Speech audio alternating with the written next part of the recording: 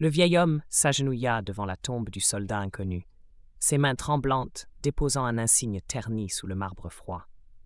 Il ne leva pas les yeux, ne tressaillit pas, même lorsque les projecteurs de sécurité l'enveloppèrent de leur lumière crue. « Halte là !» aboya une voix. La patrouille de nuit du cimetière de Verdun s'approcha, leurs bottes martelant le sol sacré. Le vieil homme se releva lentement, solidement, les yeux fixés sur la tombe, calme comme s'il attendait cet instant depuis toujours. Pour les gardes, ce n'était qu'une silhouette frêle, un intrus de plus, un de ces vieillards hantés par des obsessions étranges. Ils ne virent pas le petit mot qu'il avait laissé, ces mots griffonnés d'encre fanée. N'oubliez pas. Et ils ne savaient pas que dans l'ombre, un jeune garde, Adrien Lefebvre, venait d'apercevoir un secret capable de réécrire l'histoire. Un secret enterré dans le sang et la trahison, porté par un homme qui avait survécu à sa guerre, mais pas à ses fantômes. L'automne 2025 recouvrait le cimetière militaire de Verdun d'un froid silencieux, de celui qui s'infiltre dans les eaux et rend chaque respiration précieuse. L'aube se levait, peignant le ciel de traits d'or et de gris. Le caporal Adrien Lefebvre marchait devant la tombe du soldat inconnu. Adrien, comme l'appelaient ses camarades, avait 28 ans, garde d'honneur du 1er régiment d'infanterie, les anciens. Ses bottes frappaient le marbre avec une précision mécanique. Chaque pas un serment, chaque demi-tour un hommage muet à ceux qui n'étaient jamais revenus. Son regard sombre, encadré par un visage déjà vieilli par la vie, portait le respect que son père, ancien du Liban, lui avait transmis. Les morts n'étaient pas que des noms sur des stèles, ils étaient des histoires à raconter. Quand les premiers rayons de soleil atteignirent la pierre, Adrien aperçut quelque chose d'inhabituel au pied du monument. Niché contre une petite pierre moussue, reposait un insigne métallique terni, ses bords émoussés par les décennies. À côté, un papier plié, jauni mais intact. Le cœur d'Adrien fit un bond. La tombe était sacrée, inviolable. Pourtant, cet insigne semblait à sa place, comme une prière déposée dans l'ombre. Il ne pouvait pas le toucher pendant sa garde. Le protocole l'interdisait. Mais la vision s'imprima dans son esprit, un mystère qui tiraillait son âme. Quand sa garde prit fin, Adrien revint, ganté, manipulant l'objet comme une relique. L'insigne portait un symbole qu'il ne connaissait pas, un éclair croisé avec un fusil et le chiffre 214 gravé. Le papier, fragile comme une feuille morte, ne contenait qu'une ligne, écrite d'une main tremblante. « N'oubliez pas ». Ces mots frappèrent Adrien comme une balle. Qui était-il? Pourquoi cet appel laissé là, au cœur du sanctuaire des morts? Son père l'avait élevé à coups d'histoire sur le devoir, sur des frères d'armes disparus, dont les noms s'étaient perdus. Ces leçons brûlèrent dans sa poitrine, tandis qu'il tenait l'insigne. Ce n'était pas un simple souvenir, c'était un appel à témoigner. Il glissa l'insigne dans sa poche, décidé à découvrir son histoire. Le lendemain, Adrien se rendit chez Madeleine Roux, une historienne militaire retraitée qui passait ses journées dans les archives de Verdun. Madeleine, qu'on appelait familièrement Mado, avait 69 ans, des yeux gris perçants et une mémoire qui conservait les faits comme un coffre-fort. Son bureau sentait le vieux cuir, le café et la poussière d'archives. Des photographies de soldats tapissaient les murs, leurs regards figés dans la sépia. Adrien posa l'insigne sur son bureau. Mado ajusta ses lunettes, effleurant le métal avec respect. « Ça vient du 214e bataillon d'infanterie, 64e division », dit-elle d'une voix basse, presque recueillie. « Seconde guerre mondiale, forêt de Hürtgen. Une campagne épouvantable, Adrien. » Ses yeux se voilèrent. La plupart ne sont jamais revenus. Ceux qui ont survécu, l'histoire leur a tourné le dos. « Que s'est-il passé, madame ?» demanda Adrien, penché, avide. Mado s'adossa, ses mains jointes. « Forêt de Hürtgen, 1944. Un carnage dans les bois allemands.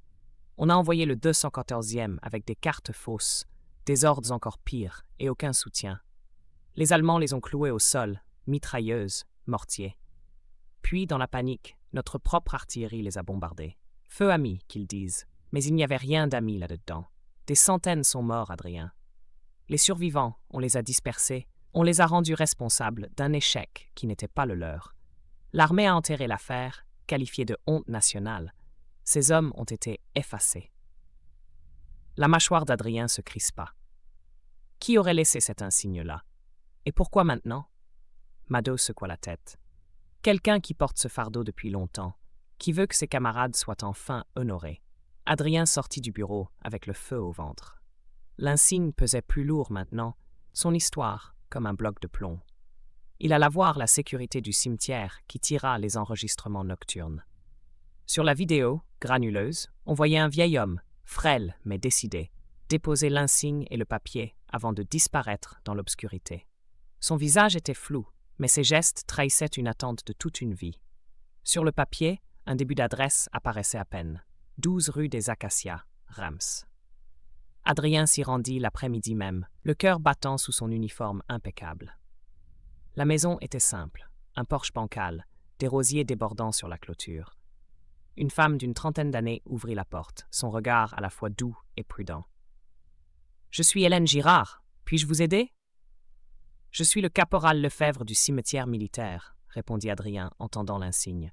« Je crois que votre grand-père a laissé ceci à la tombe du soldat inconnu. » Le visage d'Hélène pâlit. Elle le fit entrer, l'air chargé d'odeurs de cèdre et de souvenirs anciens. Des photos tapissaient le salon, des familles, des soldats, des vies capturées en noir et blanc. Mon grand-père, Armand Girard, était à la guerre. Il parle peu depuis quelque temps. Il est comme enfermé avec quelque chose qu'il ne peut pas lâcher. « Puis-je lui parler ?» demanda Adrien, d'une voix douce mais ferme. Hélène hésita. Il est fragile, son cœur est faible et il est têtu. Mais je vais voir.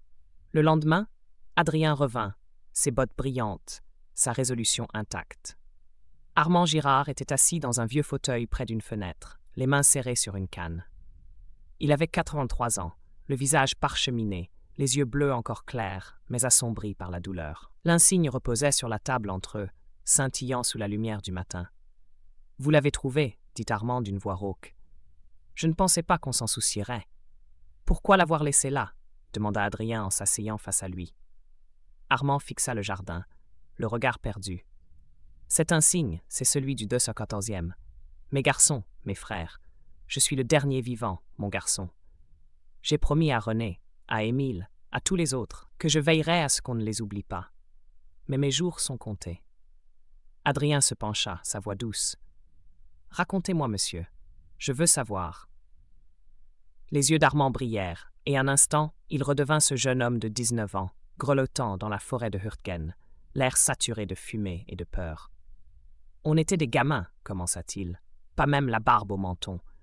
Ils nous ont envoyés dans ces bois sans rien.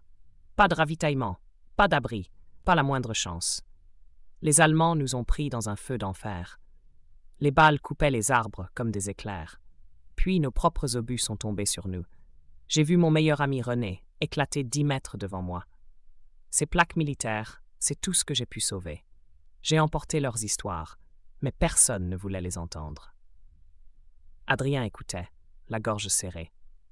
Armand parla des nuits glacées, des hommes qui chantaient des cantiques pour ne pas sombrer, des lettres qu'il n'avait jamais pu envoyer. Il évoqua Émile Martin, un gamin de Lyon qui sortait des blagues idiotes pour les faire rire, et Lucien Perrin, qui rêvait d'enseigner, mais n'est jamais sorti de la forêt. « On a dit qu'on était des incapables, » conclut Armand, la voix amère, « qu'on n'avait pas assez combattu. Mais on s'est battu, fiston. On est mort, et personne ne s'en souvient. Je ferai en sorte qu'on s'en souvienne, monsieur. Je vous le promets. » Armand le fixa longuement. « T'es garde d'honneur, toi.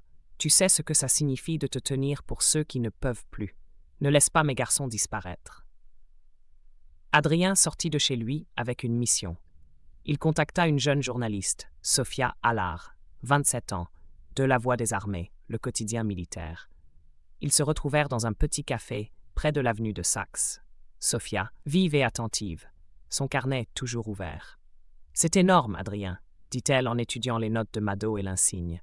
« Le 214e mérite sa place dans l'histoire. Mais ça ne sera pas simple. Certains officiers ne veulent pas qu'on déterre les vieilles erreurs. »« Je m'en fiche, » dit Adrien calmement. « Ces hommes ont donné leur vie. On leur doit la vérité. » Sophia acquiesça, son stylo courant sur le papier. « J'écrirai l'article, mais il nous faut plus qu'un témoignage. Il faut des preuves, des archives, des témoins. » Ensemble, ils fouillèrent tard dans la nuit. Mado retrouva des lettres, des cartes, des rapports poussiéreux. Un document glaça Adrien, un mémo d'un général rejetant la faute sur le 214e, ignorant les tirs amis et les ordres insensés. Ils ont couvert leurs traces, Adrien, dit Mado en lui tendant la feuille. Ces garçons en ont payé le prix.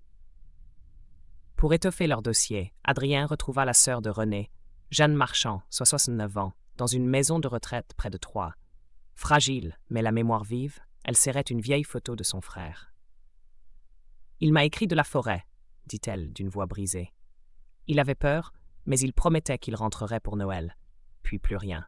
L'armée n'a jamais dit qu'il était un héros. Adrien prit sa main. « Il l'était, madame, et on va s'en assurer. » Sophia tissa ses récits dans son article. Mais le colonel Bernard Duval, haut responsable à Paris, convoqua Adrien. « Caporal Lefebvre, cet article risque d'éclabousser l'armée. Ces décisions en 1944 étaient prises en conscience. Remuer ça ne sert à rien. »« Avec tout le respect, mon colonel, » répondit Adrien droit, « ces hommes méritent qu'on se souvienne d'eux, pas qu'on les enterre sous la honte. » Les yeux du colonel se plissèrent. « Vous êtes garde d'honneur, pas enquêteur. Laissez tomber. »« Je ne peux pas, mon colonel.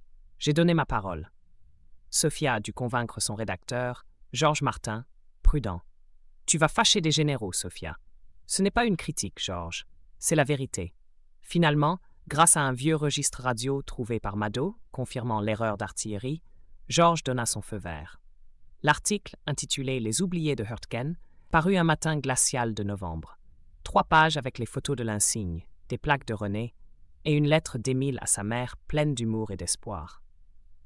L'impact fut immense. Des familles écrivirent, des vétérans partagèrent leurs histoires, un sénateur appela à ouvrir une enquête. Adrien alla voir Armand, qui lut l'article en pleurant, murmurant « Tu as tenu ta promesse, mon garçon. » Armand voulut retourner à Verdun.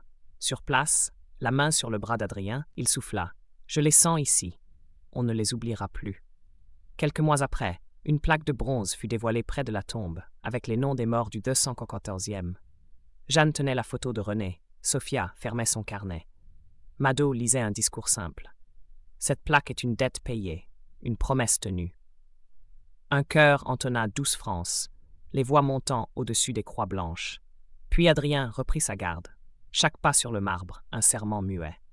Dans le silence du soir, il crut sentir leur présence, leurs histoires désormais gravées pour toujours.